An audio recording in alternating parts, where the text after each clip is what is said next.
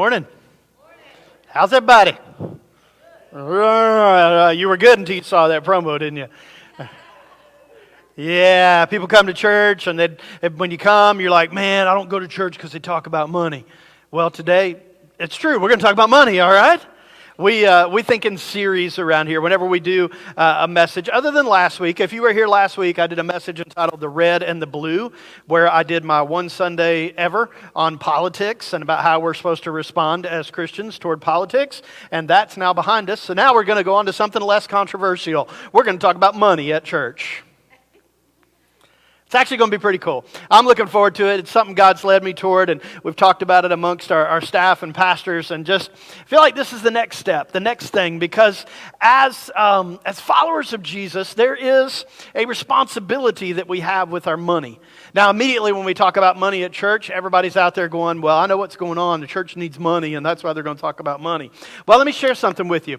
Our church has given like never before over this last year. You all that have been growing in your walk with God and have been giving and participating and becoming generous, it's been an amazing year. I don't understand it, but I just trust what God is doing. We're operating somewhere around 30% over budget this year based off of y'all's giving, which is incredible. Absolutely incredible what God's been doing through your faithfulness. So this sermon series is not about we're standing up here saying we need more money. We need you to give if you don't. All right, listen, we all understand those principles. What I want to talk to you about is your money and what you do with your money. Because I know what's getting ready to happen. Did y'all know that, next week's Halloween? Do y'all know what Halloween coming up? Everybody bought all your candy? You ready to roll? Do you know what happens immediately, like October 31st at midnight? Do you know what happens? Everybody starts decorating for Christmas immediately. Some of you already have. If you go to Lowe's right now, the Halloween characters are screaming at the Christmas trees at Lowe's. It's crazy, but everybody's going to go into the next season. And the next season does something crazy to a lot of people. We start thinking we've got to buy the best things for our kids. We've got to buy more things for our kids. We're comparing. We used to tell our kids when they were little, Santa Claus may come to the house, but he leaves the bill with mom and dad. So we got to work around that. Here's what happens so often. And you might be going, well, that doesn't happen to Christians. Yes, it does. What happens so often is we get into the holiday season when we should be being thankful for what God's done and celebrating all the things we celebrate, when what happens so often is people break out the credit cards. I promise you that in the next couple of weeks, when all the holiday decorations are up at the stores, you're going to walk in and there's going to be somebody sitting with a little table in the front of that store, and they're going to have little Dollar Tree gifts on that table, and they're going to be enticing you to get one of their store credit cards so it will help you with your season. Or a lot of you right now already have your credit card saved online, and you just go to Amazon and go click, click, click, click, click, click, click, click, click, click, click, until your computer screen explodes. See, what happens so often is we don't handle money well, and it becomes an absolute monster in our lives. The Bible talks a lot about money. Matter of fact, Jesus, when he was on this earth, he talked more. And hear this is true. You can back it up and look at it. Not that anything else I'm not saying is true. But Jesus talked about money and things that we use and things that we purchase. Jesus talked about money more than he talked about heaven or hell. He talked more about the resources and the money that we have than anything else. It's interesting to me that in the book of Matthew, which is where we're going to be this morning, if you want to follow along on the screens or get your phone out and go to the website, mylivingwater.cc, or you just want to open your Bible and keep notes, I would encourage you, if you've never kept any notes at all whatsoever, I want you to encourage you to take notes this morning, because what we're going to lay is a foundation to what this series is going to work through and how we're going to move forward. See, in the book of Matthew was written by a guy who was a former tax collector, which was a horrible job in those days. In Jewish culture, they would come in and they would get one of the Jewish people to collect taxes, and then they could extort and they could take more money from people than what needed to be. But one day, Matthew, while collecting taxes, Jesus came by and said, "Come follow me," and Matthew started following Jesus. So it's interesting to me that this story is recorded in the book that Matthew wrote. He tells the story of Jesus. This is one of Jesus' parables. Parables are an earthly story with a heavenly meaning to them. And this is one of the stories that Jesus told about money. But before I get into it, I want to ask you a question. They're going to put the question up on the screen for me real quick. All right, there we go. Is money a reflection of your walk with God? Is money a reflection of your walk with God? My answer to that question would be yes. And again, you may be sitting there going, no, I mean, I come to church and I give. I'm a faithful giver. I mean, you just said our church is doing great and I give and I've been part of that. And that's good. But, yes, everything about your money is a reflection of your walk with God. It's actually just another step in discipleship. And what I don't want to see, as one of your pastors here at this church, I don't want to see you walk through the next few months accruing and accruing and accruing credit card debt and getting further and further and further in debt. Because I don't know if you've been grocery shopping lately, but eggs have doubled, milk has doubled, meat has doubled. We're all going to be vegetarians by the end of the year because we can't afford the meat. Everything's rising. Well, I said this to Kyle this week when I was sharing about the message this morning. I said, all right, we know that our country is heading toward a recession, already in a recession. We just refuse to admit it, whatever we want to say. What if as a church, what if you as Christians this morning said, I'm not going to participate in a recession. I'm going to trust God with my money. I'm going to handle money the way that God says. I wonder what that would look like. Because you see, I think our money is a reflection of what God says. This one particular story that Jesus was telling, again, he was telling a parable and he was walking through some of the stories. As a matter of fact, this story recorded in Matthew 25, the entire sort of section is about the kingdom of heaven, which will be one day in the future, when God comes back and he takes Christians home with him. It kind of tells that story. And Jesus says these words. Listen to this. These are going to be kind of foundations for where we're going to lay for this series and the idea of some principles you can use for money. Here's the verses. You ready? Matthew 25, verse 14. And you might be familiar with this. Again, it is the kingdom of heaven. Jesus has told several stories about the kingdom of heaven to this point. He says, again, the kingdom of heaven, will be like a man going on a journey who calls his servants and entrusts his wealth to them. So whose servants was it? They were God's. Whose wealth was it? It was God's. So which brings us to the first principle when it comes to the money monster. So here's the principle. They're going to put it up on the screen for me. Here it is. Principle number 1. The principle of possession. Say possession. You guys are going to learn this. You're going to take notes. You're going to walk through this. The principle of possession. Here it is.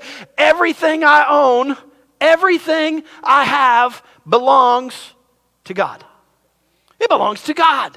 Do you know that if you could get that, if we could figure that out, if we could fully understand that everything we've been given, everything that we have, the clothes, the health, the job, whatever it may be that you have, it actually belongs to God. As Jesus is telling this story, he makes sure to point out at the beginning of it in the parable that everything belonged to the owner, the business owner in this story, the master in this story. Everything belonged to him. You just got to settle that right up front. If you will recognize that the money that you have is not yours, and I get that. Listen, I get the pushback. I'm going to talk about that in a second. I get the pushback, but I'm the one that worked for it. Well, who gave you the health?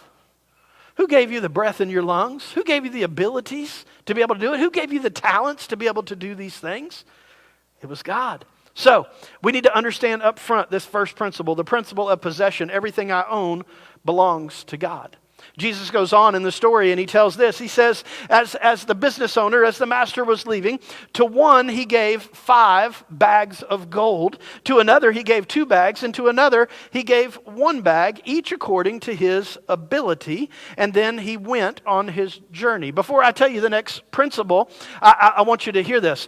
Maybe in your Bible, under the heading, it says the parable of the talents. That's the way a lot of Bibles record this. In the NIV, it just says bags of money. A talent was actually what the Romans, different countries, different nationalities, they had what they called a talent, which was a way of measuring money. In those days, a Roman talent equaled up to about 72 pounds of gold. So when Jesus is telling this story is real to these people. So if I could give you a little bit of understanding. So to one of these servants, he gave 5 bags of gold. To another, he gave 2. To another, he gave 1. I looked this morning before I came out to preach. Gold right now in the United States is selling for, I think, $1,630 an ounce. So it's not hard to do the math to realize that 72 pounds, the guy who got 1 bag, that's about $1.8 million that was entrusted to him. Does that help you a little bit with math?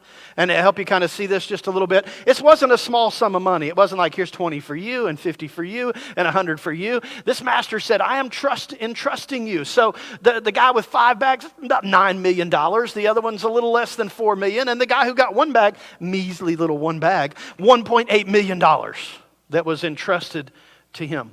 Which takes me to my second principle. I want you to see this, and you're going to help me out with it. You ready? It's the principle of allocation. Everybody say allocation. Allocation is this: God has loaned me the money. It is God's money. That's the principle of possession. Everything that we own, everything that we have belongs to God. But God has said, here, I want you to use this. I have loaned this to you. If you get 30, 40, 50, 60, 70, 80, 90, maybe 100 years on this earth, everything that you own, God has said, I am loaning this to you. I want you to use it. I want you to take it. I want you to do something with it. I want you to invest your life, invest your time, invest your money, because one day I'm going to return. One day I'm going to come back. It would be this kind of an idea. If my wife and I said, hey, we're gonna get an RV and we're gonna travel around the United States. We're not going to. But if we were gonna do that and we said to somebody in the church, hey, here's what we're gonna do. Because we're gonna be traveling, we want you to stay in our house, if you will. Just stay in our house. You can use everything we've got. We got a new fridge and a new stove. Don't burn it down. But it'll be really cool. You can stay in our house. And we're gonna be gone for 3 months.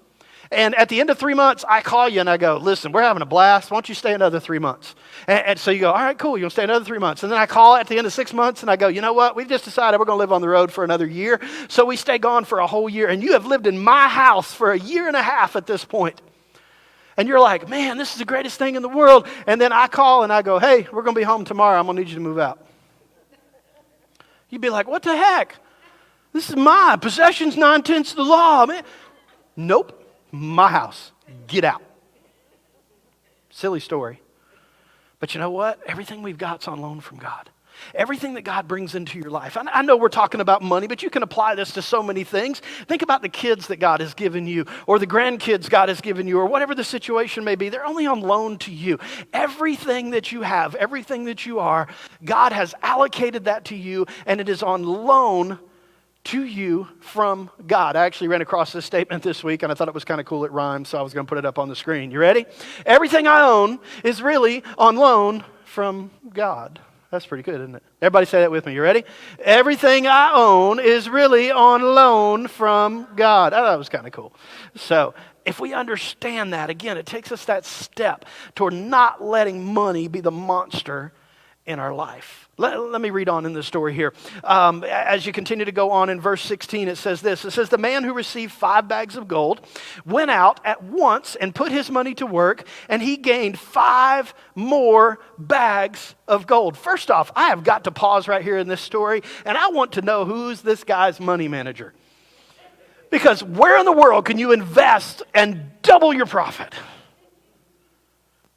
I looked up a typical savings account in today's world draws 0.17 interest. That's not much. But this guy managed to take the money, the 5 bags of gold, about $9 million. So think about this. I'm going to take everything that the businessman, that the owner, that the master has left in me. He's handed me $9 million and he's trusted me. Remember this life is only a test. You see, Jesus is really talking about the kingdom of heaven in this story, and he's saying everything that you use on this earth, everything that God trusts you with while you're here on this earth, this is a test for one day in heaven, one day in the future. Because please don't get in your mind that one day when we get to heaven, we're going to be sitting on clouds, making toilet paper, playing harps for the rest of eternity. I'm not even sure we'll need toilet. Anyway, that's a different story, all right? Heaven is going to be a lot like here, but it's going to be perfect. We're going to be working in heaven. We're going to have joy in our work in heaven. We're going to be doing things. We're not going to be sitting around playing, that's a violin. We're not going to be playing harps, whatever we may be doing. It's not what it's going to be. So this life is a test. What God can trust you with here, God will trust you with there even more. Well, this guy with 5 bags of gold, he takes off 5 bags of gold. He comes back and he doubles it. So also, verse 17, the one with 2 bags of gold gained 2 more. He must have followed the other guy and went, that's a pretty good investment. Anyway, he followed him. But here's where it gets difficult. The man who had received 1 bag, he went off and he dug a hole in the ground and he hid his master's money. Remember, this is only a test. This life is only a test. And he took, if we use the word talent, which is a money figure, but what about our talents that God's given us on this earth? When we go and bury something that God has trusted us with, we're not trusting God with it. We're looking at God and going, nah, I'm not going to do that. It's only a test. Which brings me to the next principle that I want to share with you in verse 19. After a long time, the master of those servants returned. And he settled accounts with them, which brings me to the next principle. The principle is this. It's the principle of accountability. Everybody say accountability. The principle of accountability is this. One day, God will audit me. I just saw a month or so ago on the news that the IRS, the Treasury Department, and the IRS has hired 85,000 new IRS workers. Did y'all know that? You know what that means?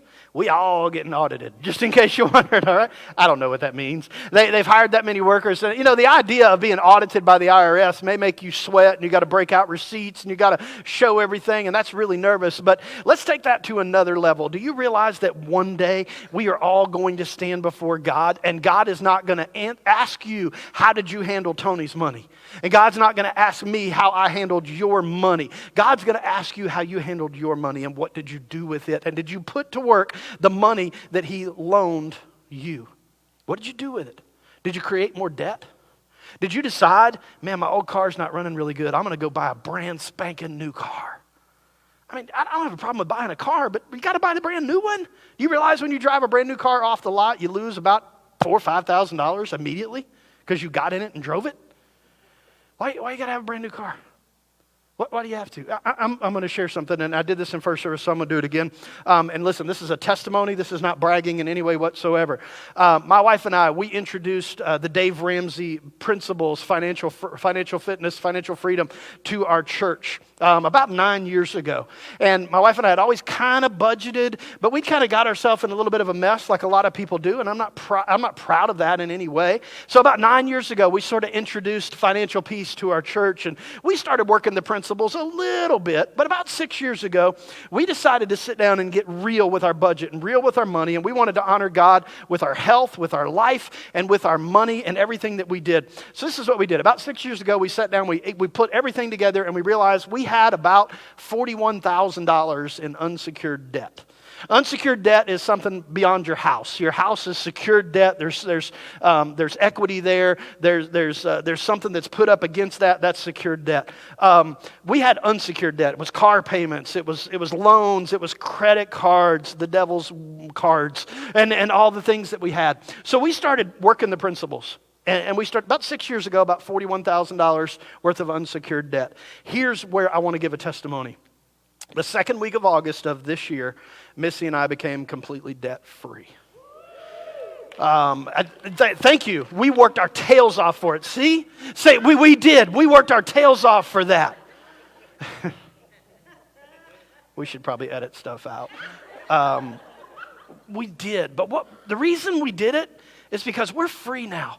I don't have a master over me called money. My wife and I are able to use the money that we were paying credit cards and paying loans and working on this stuff, and we can live and we can give like we never have before. We can do different things that we want to do. We can save toward the future. We could take a trip if we want to go on a trip.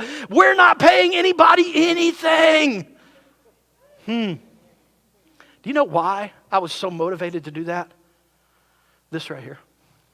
I knew that one day God was going to say, were you earning interest or paying interest? One day God was going to say, what'd you do with the money I gave you? And I didn't want to have to give the answers. Let me read on. The man in verse 20, the man who received 5 bags of gold brought the other 5. He said, Master, he said, you entrusted me with 5 bags of gold. See, I've gained 5 more. His master replied, well done, good and faithful servant. That's what we're looking for. You've been faithful with a few things. I'll put you in charge of many things. Come and share in your master's happiness. The man with 2 bags of gold came also. Master, he said, you entrusted me with 2 bags of gold. See, I've gained 2 more. Here you go. His master replied, well done, good and faithful servant. You've been faithful with a few things. I'll put you in charge of many things. Come and share in your master's happiness. But verse 24, bad report. The man who received 1 bag of gold came and he said, Master, he said this, he said, I knew you were a hard man. You were harvesting where you had not sown, gathering where you had not scattered seed. So I was afraid. Everybody say afraid. I went out and I hid your gold in the ground. See, here's what belongs to you. His master replied, you did what with my resources? You did what with what I loaned you? You wicked and lazy servant. So you knew this about me, that I harvest where I don't sow and gather where I don't scatter seed? Wicked, lazy servant. Now, I don't know if you noticed this or not, but in these verses I just read, the servant who didn't invest the money, who didn't use the money, he allowed the money to be the monster of his life. Instead of mastering it, he became a servant to the money. Notice that when the master said, what did you do with my money? He turned the tables. He turned the tables and he said, well, honestly, it's your fault. I mean, the reason that I didn't do this, the reason that I didn't do and serve you and take that chance and say, I'm going to use what you've given me. The reason I didn't do that, it's your fault. I mean, I'm blaming you. It's your fault because I already knew you were a hard man. I knew that you did these things, and it's your fault. This guy pled victim, victim, victim, victim. It reminded me of a verse they'll put up on the screen for you in Proverbs chapter 19, verse 3. The wisest man who ever lived wrote these words. He said, a person's own folly leads to their ruin, yet their heart rages against the Lord. How many times in today's world, and maybe outside of money, how many times do we see people who spend money wrong or live a life in a certain way, and they choose a particular addiction or a particular thing, and when they finally get confronted with it, they try to blame someone else. Listen, I got so many comments on this after first service, and it's a horrible dad joke, but I'm going to go ahead and tell it in the second service too, so that y'all can do the same thing, all right? When we blame someone else, do you know the word blame is be lame? There's a couple of dads and moms going, I've heard that. My husband's a dork too, all right? We're being lame when we blame other people. And you know what happens so often? Like this man, and this, it hurts my heart. I've seen so many people in counseling and walking with people over the years that when they get to this point in their life where they know they're going to have accountability in it, the first thing they do is they blame someone else.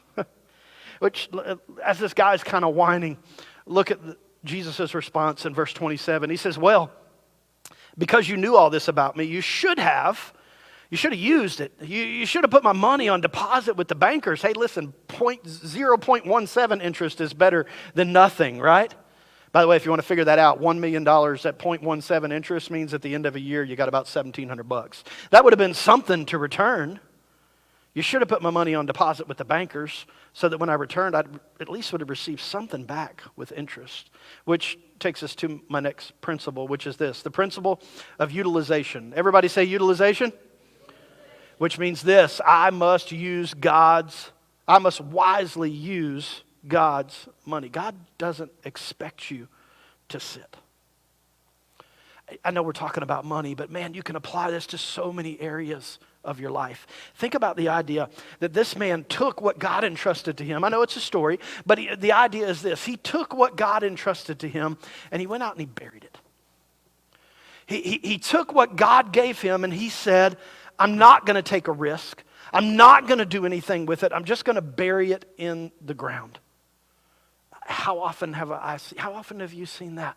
How often do you see people with talents, maybe with money, maybe with other things in their life, and they go out and they say, I'm not willing to take the risk. I'm not going to take that next thing. Honestly, if we realize that God has loaned us his money and he wants us to use it, this idea of utilization is the idea that this is God's money and he wants us to use it. Everything that God's given you, he didn't give it to you by accident. He knew who you were while you were being formed in your mother's womb. He knew the talents. He knew the spiritual gifts. He knew everything about you, and he didn't give you that to waste. So why so often do we do what this man did and go out and bury what's been given to us? I wonder, well, maybe it's the same thing. I'm going to spend a little time right here and then I'll move on. See, there's a 5-talent guy and there's a 2-talent guy and there's a 1-talent guy. Do you know who was most likely to bury the gold? The 1-talent guy. Can I tell you why? And you might be thinking of this wrong, but let me tell you why. Because sometimes when we think we don't have as much as someone else, we're less likely to do something with it. We're more likely to go, well, God doesn't love me as much as he loves them. Well, God didn't give me that, so I'm... So here's this guy. 1 talent. When you read it in the old King James Version like I used to, 1 talent, well, that doesn't sound like much. Put it in the category of $1.8 million. Or 1 life that you have. Or 1 set of abilities that you have. Are you going to bury them? See, I think so often people that don't use what God's given them, people who will go out and bury everything, the reason it's kind of driven by fear. It's kind of driven by the idea that I'm scared I may lose it. I'm scared I may not be able to. Why do we do this so often when God's trusted us and given us so much? Because we don't want to go out on a limb. We don't want to trust God. We don't want to take the steps. Which, again, takes me to another principle. I've got just a couple left. Going back to verse 25, he said, so I was afraid. Remember y'all said that word a minute ago? I was afraid and I went out and I hid your gold in the ground. The next principle is the principle of motivation. Everybody say motivation. If I'm going to be successful in life, I must move against my fears. This guy did not move against his fears in any way whatsoever.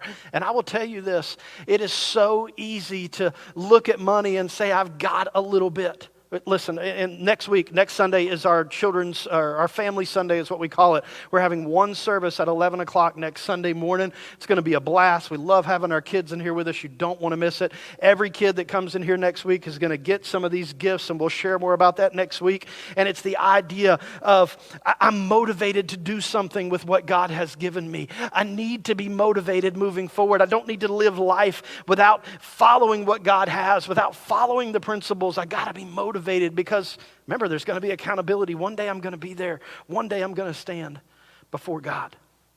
The reason so many people don't try to get out of debt is because they're unwilling to trust God. They're scared.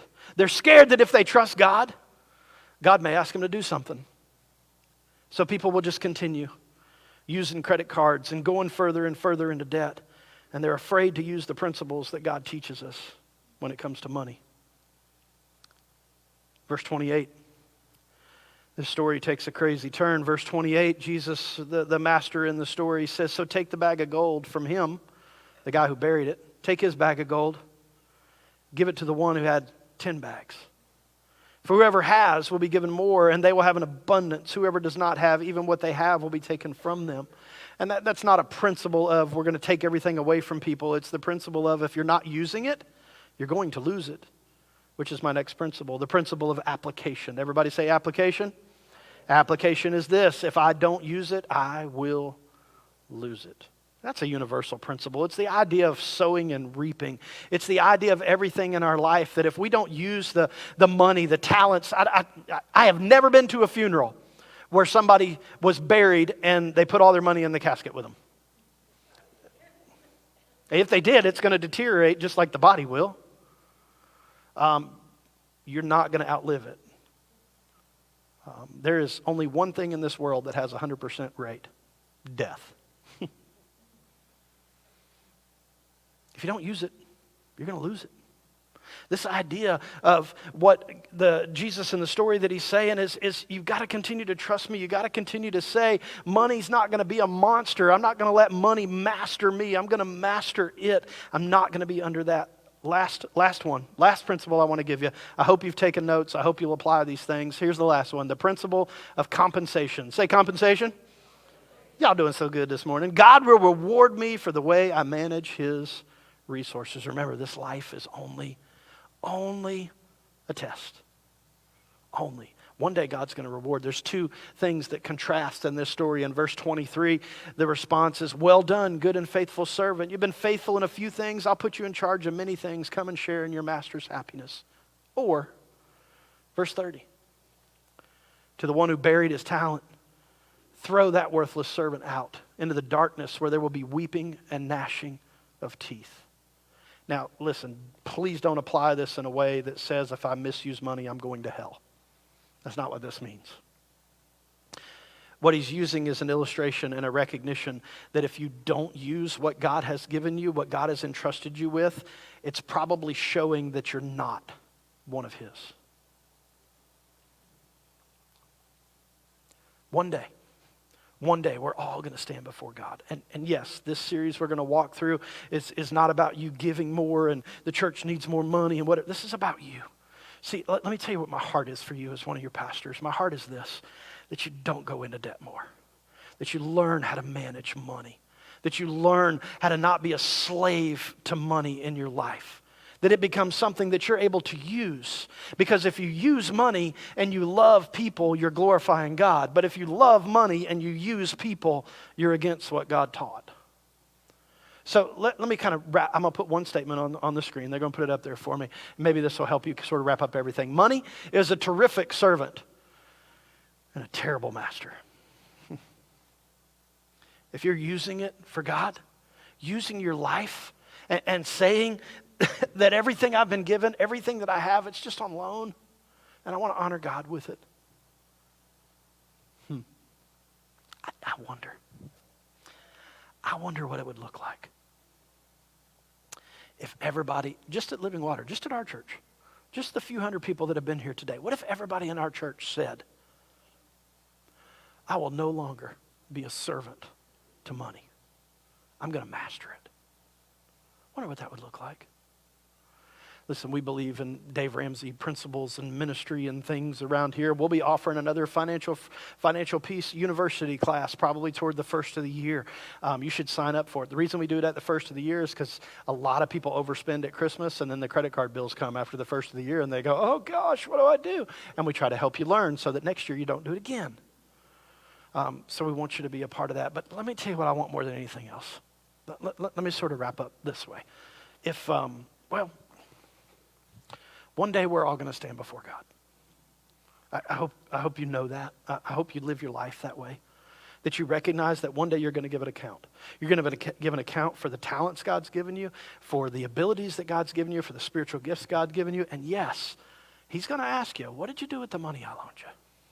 So if today was that day, if today was the day that we were all taken up and we were all in heaven with Jesus and the line started and there was personal accountability for every single one of us and you stood before God, he called your name and you stepped up and he said, tell me what you did with the money I loaned you. What grade would you give yourself? Would you give yourself an A? Would you say, God, all I did with my life was glorify you?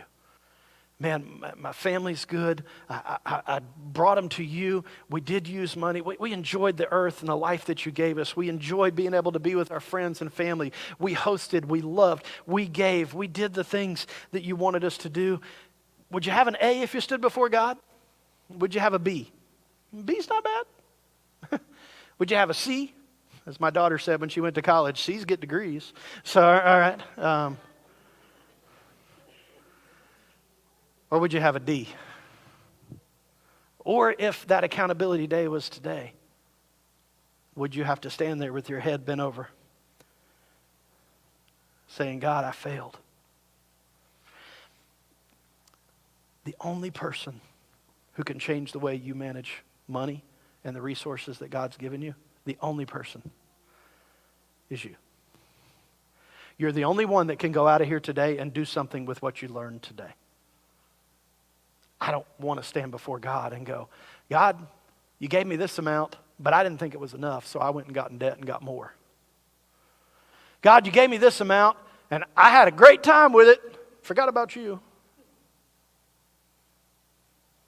I want to stand before God one day and hear what the servants heard. Well done. By the way, you were faithful in these things, so I'm going to make you mayor of Hendersonville in heaven. I don't want that job on earth, but heaven will be cool because there won't be no sin. And the board meetings will be like, you did good, you did good. But anyway, I want to stand before God and hear well done in every area of my life, including money. Don't let it master you. It's a horrible, horrible master. It's a terrific servant. Let's pray. God, I love you. Thank you for just beginning this series and a recognition. And God, let me say thank you. I didn't do this before. I want to say thank you for allowing us and trusting us with, with breath, with life, with health, with the ability to come to church on a Sunday, with the money that you've given us, with jobs, with the opportunity to look for jobs if we're in between. God, thank you. And may we honor you with everything we do. God, may everything that we talk about, everything that we live, everything that we do, God, may it honor you. And then God, today, if there's somebody here who the money thing really didn't mean a whole lot to them, but they kept hearing over and over again, I'm going to stand before God one day. I'm going to stand before God one day. And God, they're not ready to do that. Will they take this to heart and realize this is really about your kingdom? And if there's someone here that doesn't know you today, God, don't let them leave without talking to me or Kyle or someone else here, going to the New Here desk and just saying, I need to know Jesus. God, let that be the beginning. For those of us that are following you, God, let us not come to the end of our lives with a bad grade on a report card. May we use money, and may we master it and not be its slave. We love you, Jesus. Thank you. It's in your name we pray. Amen.